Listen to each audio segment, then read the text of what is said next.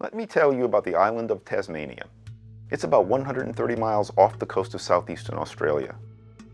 A long time ago, when seas were low, Tasmania was part of Australia. During that time, the archaeological record documents that Tasmanians fished, and they used bone tools. About 10,000 years ago, rising waters cut Tasmania off from Australia. On at least 3 of the smaller islands, the isolated human population died out completely. In Tasmania, the 4,000 hunter-gatherers remained with no contact with the rest of humanity at all. They lost technologies they once had. No more fishing, no more bone tools. They also missed new inventions such as stone tools and fishing nets and fire that were adopted in Australia. When Europeans discovered the Tasmanians in 1642, they found that this extreme isolation had created the simplest material culture of any people in the modern world. Without access to other people, some island populations shrink, others even vanish. Fortunately for most of us, human cooperation has expanded over time. As we saw in the previous videos, we enjoy enormous benefits from specialization in trade. One reason for this beneficial cooperation is what economists call comparative advantage. 2 things are surprising about comparative advantage. First, just by rearranging who does what, we can make more stuff through specialization in trade, even if no one ever gets any better at doing any line of work. But the second insight's my favorite.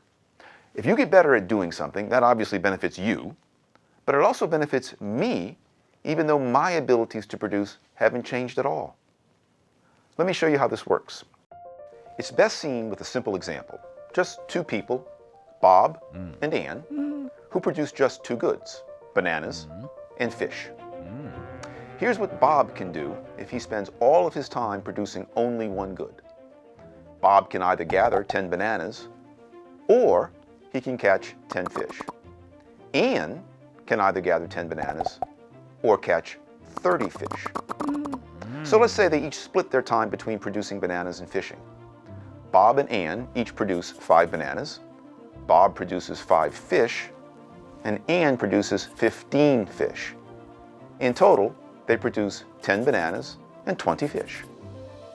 You math wizards in the audience surely see an obvious way to increase this total.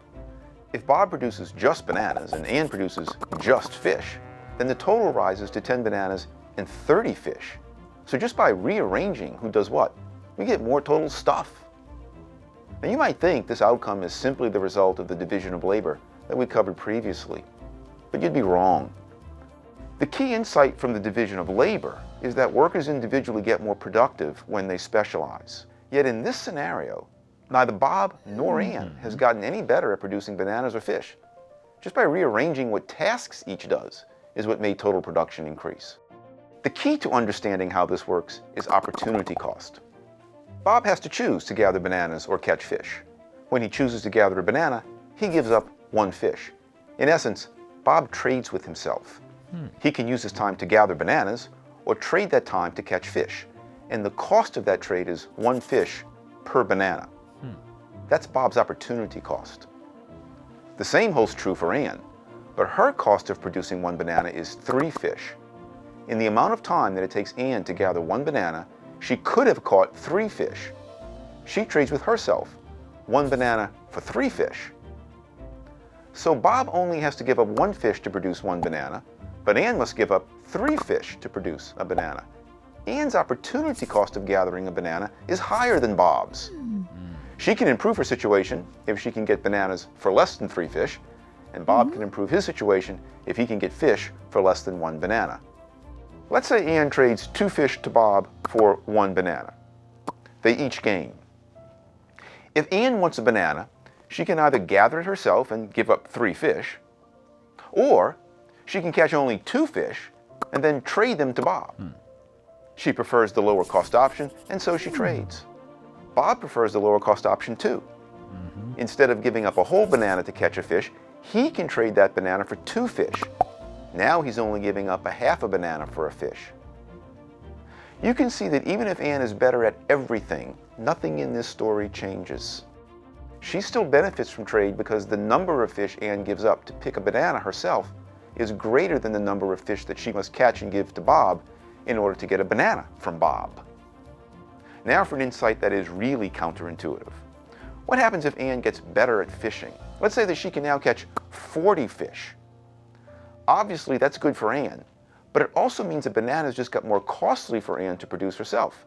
She now has to sacrifice 4 fish for each banana that she gathers. By becoming a better fisherman, Anne becomes a comparatively worse banana gatherer. And this fact helps Bob. The reason is that Anne is now willing to trade more fish for each banana that she gets from Bob. So although Bob's ability to produce hasn't changed, he can now get more fish for his bananas. Comparative advantage is a beautiful thing. No matter what my talents are, I can still help you, even if you are better at everything. The more different we are from each other, the more we benefit from trading with each other. Let's get back to the real world. What comparative advantage practically means for most people is that we each spend most of our working time at a job that utilizes each of our comparative talents. How do you know what you're comparatively good at? What you get paid for your job tells you that. Comparative advantage is the main force driving us to use our talents in those jobs that we do best. It's why people who are good at math tend to become engineers, and those who have a good graphic sense tend to go into the arts. Specialization and trade play key roles in the movement from poverty to prosperity. We would be desperately poor without them, but they alone do not explain the full extent of our prosperity. Another feature of the modern world is important: innovationism. Our society is an orgy of innovations. This innovationism would be impossible without specialization and trade, and yet specialization and trade do not guarantee innovationism. This is a topic for a future video. Here's the current leaderboard of questions submitted from our viewers. We're going to pick a few of the top ones to answer with more videos, so go and vote.